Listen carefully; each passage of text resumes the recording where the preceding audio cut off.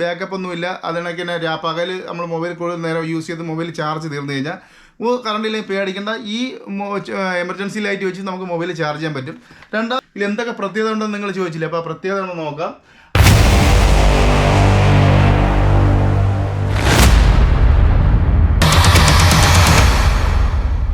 Hi, എല്ലാ ചങ്ങൾക്കും പുതിയ video ഹർമായ സ്വാഗതം. ഇന്ന് ഒരു ചെറിയ അൺബോക്സ് വീഡിയോ ആയിട്ട് വന്നിരിക്കുന്നത്. വേറെ ഒന്നുമല്ല, നമ്മളൊക്കെ വീട്ടിൽ ആവശ്യമായുള്ള ഒരു പ്രോഡക്റ്റാണ് കറണ്ട് പോകുമ്പോൾ ഒരു എമർജൻസി ലൈറ്റ്. ഈ എമർജൻസി ലൈറ്റ് എന്ന് വെച്ചാൽ ഒരുപാട് പ്രത്യേകതയുള്ള ഒരു എമർജൻസി ലൈറ്റാണ്. ഇത് നമുക്ക് നിങ്ങളിവിടെ കാണാൻ പറ്റും. മൊബൈൽ നമ്മളെ വീട്ടിലൊക്കെ കറണ്ട് പോയി കഴിഞ്ഞാൽ നമ്മളെ ബാക്കപ്പ് ഒന്നുമില്ല. അതിനൊക്കെ തന്നെ പകൽ നമ്മൾ മൊബൈൽ കൂടുതൽ നേരം യൂസ് ചെയ്ത് മൊബൈൽ ചാർജ് തീർന്നു കഴിഞ്ഞാൽ കറണ്ടിലേക്ക് പേടിക്കേണ്ട. ഈ എമർജൻസി ലൈറ്റ് വെച്ച് നമുക്ക് മൊബൈൽ ചാർജ് ചെയ്യാൻ പറ്റും. രണ്ടാമത് ഇത് സോളർ പാനൽ വെച്ചിട്ട് ഇവിടെ കാണാം. സോളർ പാനൽ വെച്ചിട്ട് സോളർ പാനൽ വെച്ചിട്ടും നമുക്ക് ഈ ലൈറ്റ് ചാർജ് ചെയ്യാൻ പറ്റും. അങ്ങനത്തെ അടിപൊളി ഒരു ലൈറ്റാണ്. നമുക്കിതൊന്ന് അൺബോക്സ് ചെയ്യാം. അപ്പോൾ ലൈറ്റിൻ്റെ പേര് ഞാൻ പറഞ്ഞില്ല. ലൈറ്റിൻ്റെ പേരെന്ന് വെച്ചാൽ 9+1 എന്നാണ് ലൈറ്റിൻ്റെ പേര്. ഇവിടെ ഇപ്പോൾ എഴുതിയിട്ടുണ്ട് എമർജൻസി. ഇതിൻ്റെ പാക്കേജ് തന്നെ ഇപ്പോൾ അവർ മെൻഷൻ ചെയ്തിട്ടുണ്ട്. എമർജൻസി ലൈറ്റ് സോളർ ചാർജ് എന്ന പേര് മറക്കണ്ട, 9+1. ഇനി നമുക്കിത് ഓപ്പൺ ആക്കാം. ഓപ്പൺ ആക്കുന്ന സമയത്ത് നമുക്കിവിടെ ഫസ്റ്റിലേക്ക് കിട്ടുന്ന ഇതിൻ്റെ ഒരു കറണ്ടിൽ കൊടുത്തിട്ട് നമ്മൾ ചാർജ് ചെയ്യുന്ന പവർ കൊടുത്ത് ചാർജ് ചെയ്യുന്ന ഒരു ചാർജിങ് കേബിളാണ്. ഇനി നമുക്ക് മൊത്തത്തിലൊന്ന് ഈ സാധനം എടുക്കാം. അപ്പോൾ ഈ കാണുന്ന പ്രൊഡക്റ്റാണ് അടിപൊളി മനോഹരമായ ഒരു ലൈറ്റ്. ഇനി ഇതിൻ്റെ ബാക്കിയുള്ള ഫീച്ചറും കാര്യങ്ങളൊക്കെ നമുക്ക് നോക്കാം. ഇതിൽ എന്തൊക്കെ പ്രത്യേകത ഉണ്ടെന്ന് നിങ്ങൾ ചോദിച്ചില്ലേ. അപ്പോൾ ആ പ്രത്യേകത ഒന്ന് നോക്കാം. നമുക്കിത് ഇവിടെ ഒരു പോർട്ടാണ് USB. ഇത് കൊടുത്തിട്ട് നമ്മൾ മൊബൈൽ ചാർജ് ചെയ്യാൻ പറ്റും കറണ്ട് ഇല്ലെന്നുണ്ടെങ്കിൽ. അതിൻ്റെ താഴെ നമുക്ക് വീട്ടിൽ സോളർ പാനലിലെ കാര്യങ്ങളൊക്കെ എന്തൊക്കെ ഉണ്ടെന്നുണ്ടെങ്കിൽ നമുക്കിത് സോളർ പാനലിൽ വെച്ച് ഇത് ചാർജ് ചെയ്യാൻ പറ്റും. അതിനൊക്കെ തന്നെ ഇവിടെ ഒരു സ്വിച്ച് കാണാം. ഈ സ്വിച്ച് നമ്മൾ താഴോട്ട് ഓൺ ആയി കഴിഞ്ഞാൽ ഇവിടെ ഒരു നീല LED ലൈറ്റ് കാണാം. അത് നമ്മളെ മൊബൈലിലേക്കുള്ള ചാർജിങ്ങിൻ്റെ ഓണാണ്. അതുകൊണ്ടെന്നുണ്ടെങ്കിൽ നമുക്കത് ഓഫ് ചെയ്യാം. അതിൻ്റെ മേലുള്ളത് നമ്മൾ മൊബൈൽ ചാർജ് ചെയ്യാനുള്ള പോർട്ട്, അതിനൊക്കെ അതിൻ്റെ ലൈറ്റ്. അപ്പോൾ ഇത് നിങ്ങൾ ചോദിക്കും ഇങ്ങനെ പിടിച്ചുകൊണ്ട് നടക്കണോ? ഇങ്ങനെ പിടിച്ചുകൊണ്ട് നടക്കണ്ട. നിങ്ങൾക്ക് ഇവിടെ ഒരു കറുത്ത ഒരു വെള്ളയിലൊരു കറുത്ത ഒരു ബോർഡർ കാണാം. അത് വേറെ ഒന്നുമില്ല, ജസ്റ്റ് മേലോട്ട് പോയി കഴിഞ്ഞാൽ അതൊരു ഹോൾഡറായി. ഈ ഹോൾഡറിൽ പിടിച്ചിട്ട് നമുക്ക് വെളിയിലൊക്കെ ഇങ്ങനെ പോവാം. അല്ലെന്നുണ്ടെങ്കിൽ നമുക്ക് വീട്ടിലൊക്കെ ആണിയൊക്കെ ഉണ്ടെങ്കിൽ ഇത് കണക്ക് കൊച്ചുങ്ങളൊക്കെ ഉള്ള വീടാണെടുത്ത് തള്ളിയിടൊന്നും പേടിക്കില്ല. ആണിയിൽ നമുക്ക് ഇത് കണക്ക് തൂക്കിയിടാൻ പറ്റും. അങ്ങനത്തെ അടിപൊളി ഒരു പ്രോഡക്റ്റാണിത്. ഇവിടെ അതിൻ്റെ ഒരു ടോർച്ച് ലൈറ്റ് കാണാം. താഴെ അതിൻ്റെ LED പാനൽ കാണാം. അപ്പോൾ നമുക്കിത് ഓൺ ആക്കാം. ഇപ്പോൾ കമ്പനി നല്ല രീതിക്ക് ഇത് പാക്ക് ചെയ്തിട്ടുണ്ടെന്ന് ഞാൻ മുമ്പേ പറഞ്ഞിട്ടുണ്ടായിരുന്നു. അപ്പോൾ ഈ ഇവിടെ ഒരു മാസ്കിൻ്റെ പോയി ഒട്ടിച്ചിട്ടുണ്ട്. കമ്പനി ഒന്നുമില്ല, സ്വിച്ച് ആ പാക്കിങ് എടുത്ത് ഓൺ ആവാതിരിക്കാൻ വേണ്ടി മാത്രമാണ്. നമുക്കത് പതുക്കാതെ ആ മാസ്ക് ടേപ്പ് മാറ്റാം. ഇപ്പം ഞാൻ മാസ്ക് ടേപ്പ് മാറ്റിയിട്ടുണ്ട്, എടുത്ത് കളയുന്നില്ല. എന്ന് വെച്ചാൽ വീണ്ടും എനിക്ക് പാക്ക് ചെയ്ത് നാട്ടിലോട്ട് കൊണ്ടുപോകാനാണ്. അപ്പോൾ നമ്മളിത് മേലോട്ട് ജസ്റ്റ് ഇവിടെ ഈ സ്വിച്ച് കാണാം. ഈ സ്വിച്ചിൽ നമ്മൾ ജസ്റ്റ് മേലോട്ട് ഓൺ ആക്കുന്ന സമയത്ത് അതിൻ്റെ ടോർച്ച് ലൈറ്റ് വർക്കായിട്ടുണ്ട്.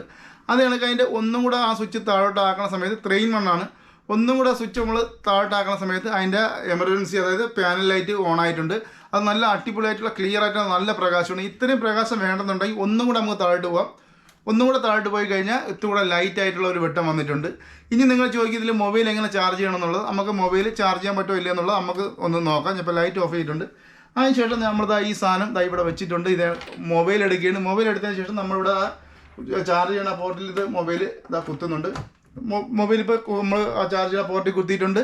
അതിനുശേഷം നമ്മൾ മൊബൈലിലും കുത്തിയിട്ടുണ്ട്. പക്ഷേ ചാർജ് ആയിട്ടില്ല. ചാർജ് ആണെങ്കിൽ എന്ത് ചെയ്യണം? ഇവിടുത്തെ ഈ സ്വിച്ച് ഓൺ ആക്കണം. അപ്പോൾ നമ്മളിവിടുത്തെ ഈ സ്വിച്ച് ഓൺ ആക്കിയാണ് ഞാനിപ്പം.